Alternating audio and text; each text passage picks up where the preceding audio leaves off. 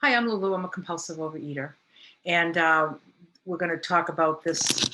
This recording is going to be about sponsorship, having a sponsor. So I've heard it said, he who sponsors himself has a fool for a sponsor. Okay, that's a famous quote in program. You got a fool for a sponsor if you're sponsoring yourself. I just know that. If I listen to what works for other people, it's typically people with a sponsor, because step 12 encourages me to, well, it tells me we try to carry this message to other compulsive overeaters. So in order for me to do that, that makes me, typically for me, it's worked out that it's in a sponsor, it's in a sponsorship role. That's how I help other people. Working through the steps. And so in order for me to sponsor, I think anybody that's sponsoring should have a sponsor. That's just my opinion of it. So since it's my opinion, this is what I want. I want to have a sponsor that has a sponsor. That's what I want. That's just what I want. So that's how I'm going to pick my sponsor. I want somebody that doesn't sponsor themselves. And I want somebody that has what I want.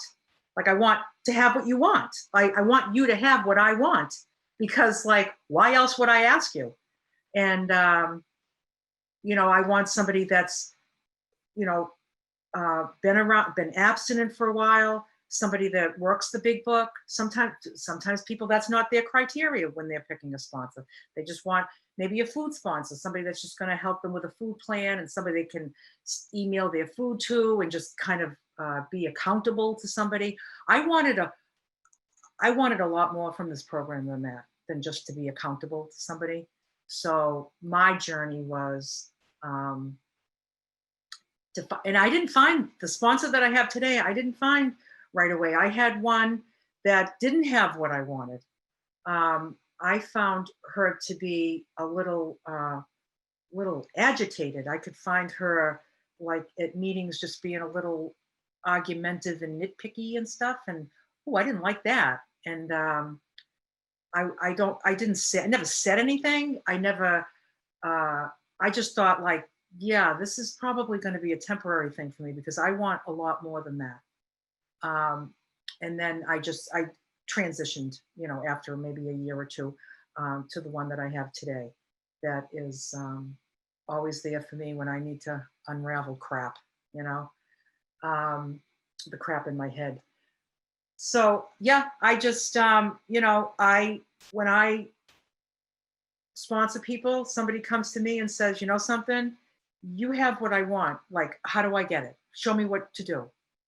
It might be working with me if I have a slot. It might be me saying, something, I know somebody that I think will be a good fit for you, but it's in my experience in this program. I don't know anybody that doesn't have a sponsor that gets the glory of the glorious full package from this program. I think it's something that we were meant to be guided through. It's really just a guide. It's like, I'm just showing people the book. I didn't write the book. It's not like I have anything magical, like, that qualifies me for something. I was brought through the book and shown the book, just like my sponsor was, and just like my sponsees are, and their sponsees and their sponsees. It's like you just kind of passing along the way in which to guide somebody through the book. The same way, like, you can get any textbook at like a math book, right? Say a third grade math book. Well, if you got the textbook, why don't you just give it to the kid and have them go teach themselves math? Why do they stand there with a teacher in front of the class just talking about what's in the book? Because it's very helpful. It's helpful to shine a light on this book, the math book, and to help it helps create, they have examples. They do it on the chalkboard, and together, the guide and the book and examples and the experience all come together as they're just being the guided through the book. And this is, I mean, it says it right in the book at the beginning. It's referred to as basic text. It's like a textbook, it really is. And I don't think Bill Wilson ever meant for us to go through it alone. So, and I know people do this program without working the steps, and I tried that back about 15 years ago, and I did 3 years back-to-back abstinence, 3 years, every day, weighed and measured, skinny bones, uh, and I didn't want to do the God thing. I didn't want to do the step thing. I didn't want to do that, and so yeah, that didn't end well. It didn't end well. But here I am back again, a decade and a half later. I had done enough pain, and here I am again, doing it, just listening to somebody else for the first time in my life, like Howlin always says. And that's what I got. Chalice, your experience with this? Yes, thank you, Lulu. I'm Chalice, compulsive eater in Phoenix, Arizona, and the topic of a sponsor is dear to my heart. My best thinking got me to nearly 200 pounds at 5'4". I many times up and down and up and down and up and down. If I could have gotten myself out of my predicament, I would have by the time. I mean, I'd searched and tried just about everything. And so coming in, I could see that there were people around me in the rooms that were at peace. They were at a healthy body weight. And I wanted to know what they were doing. And so I asked one of them to sponsor me. And I'm so, so grateful that she did, and that she was willing to pass on what she had been so freely given. Yeah, this is not a self-help program. This is a help others program. There's a little quote that says, I read 100 books on getting well and I stayed sick, and I read one book on helping others and I got well. And the big book is for me where that recovery comes, not just abstinence, but the recovery and a beautiful full life. And I think, like, my sponsor kind of helps me read between the lines, and she gives me a little deeper, and not only she shares her experience. So it's like we read the book and we see what the book says, and then we say there's just more to it. It's just a more personal and in-depth movement through the steps. So I just, yeah, again, I what I want is a sponsor who is going to connect me to the source, someone who has got a solid connection with a higher power. And because that's what I want. I want that solid, super solid connection with the higher power.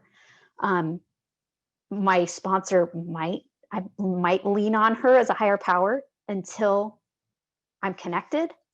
But I can't connect just to my sponsor. It's got to be this, I've got to be connecting to the right source. And it's such a beautiful thing. I'm just super, super, super duper grateful for the opportunity to be sponsored and also to sponsor. It solidifies everything I learn and that I know, and that I don't know everything. It sort of solidifies that as well. I love it when I'm working with a new sponsee and she asks me questions that I don't know the answer to, and I reach up and I ask, and if my sponsor doesn't know, she knows somebody who does know, so she'll reach up. It's just this beautiful, beautiful relationship of just working with each other to get better. And that's what it's really all about. It's not about getting skinny. It's not about getting though that may have been my first priority when I first came in. It's not about that. It's about getting well, getting sane, and continually working through each challenge that comes my way through life. I will pass. Yes, go ahead, Lulu. Just a real quick story. The sponsor that I had back when I was in program in my 40s, I picked her because she was very pretty. She was probably like in her 40s, but she used to wear all her clothes she would get in the juniors department. So they were very, very youthful clothes. So she always had these youthful clothes on. And she was very, very pretty, and she was a singer. And I was just like, now, isn't she cool? Right. So I was just like, find somebody that has what you want. I want to look like that. I want to be cool like her. I didn't even know what I was looking for because I wasn't in a space to receive it. So I asked her to be my sponsor, and she was my sponsor for a long time, but she didn't have me working the steps. She just had me, losing weight and getting cute clothes and stuff. And you know something? It was just at the time, it was just, that's what I asked for. I asked her to help me. And so then one day I get a phone call from her telling me that she can't sponsor me anymore. And I was just like, what? What did I do? And she's like, she ate. And I was like, what? And I remember thinking more than like, oh my God, you broke your abstinence, like to feel for her. I was thinking more like, what am I going to do now? Like I had no thoughts about her at all because I wasn't working the book. I wasn't becoming a brighter light in this world. I was just getting skinny. And she ate, and it was like she was my God. She was my higher power. She was the one I was accountable to. And then where it says the three pertinent ideas, A, B, C, right? B is no human power could relieve me of my food addiction. And she was my human power. And I always tell my sponsees, something? I could eat tomorrow. So, I'm your extension cord for right now between you and God. But you got to get your direct current. That's the goal here. My work is to put your hand in the hand of God, because I could eat tomorrow. I can't be the answer to everything. It doesn't even make any sense to. It's not healthy to. But thank God for sponsors, boy, when you need them, because I still need mine. I still need mine. And I'm so grateful for her. And I'm grateful for all my sponsees too. It's the best use of time of anything that I do. It just brings me so much joy. Thank you.